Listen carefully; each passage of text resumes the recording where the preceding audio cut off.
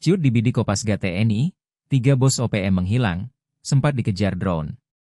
3 pimpinan kelompok kriminal bersenjata, KKB, Organisasi Papua Merdeka, OPM, sempat melakukan penyerangan ke Bandara Aminggaru, Ilaga beberapa waktu lalu. Beruntung, pasukan Kopasgat TNI dan Polri berhasil memukul mundur 3 bos OPM yang melakukan 2 tembakan ke arah landasan pacu tersebut.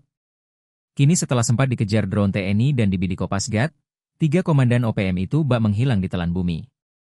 Sebelumnya, Bandara Aminggaru Ilaga mendadak mencekam setelah terdengar 2 tembakan senjata. Tak ayal, para penumpang dan warga sekitar pun panik hingga berhamburan menyelamatkan diri. 2 letusan senjata api diduga ditembakkan KKB dari hutan sekitar bandara.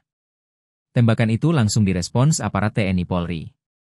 Personel gabungan TNI dan Ops Damai Kartens langsung bergerak melakukan pemantauan dengan drone dan penyisiran di sekitar hutan. Berdasarkan pemantauan udara melalui drone terlihat ada 3 orang anggota KKB pimpinan Jeki Murib yang berada di sekitar landasan pacu Bandara Aminggaru dan hendak berlari untuk bersembunyi, setelah melakukan penembakan ke arah apron bandara. Terpantau ada 3 orang KKB, di mana mereka membawa 2 pucuk senjata api laras panjang jenis M16 dan AK-47 serta 1 senjata api pendek. Terpisah, Tentara Pembebasan Nasional Papua Barat, TPNPB, OPM membenarkan jika 3 komandan OPM turun langsung melakukan penembakan di bandara tersebut.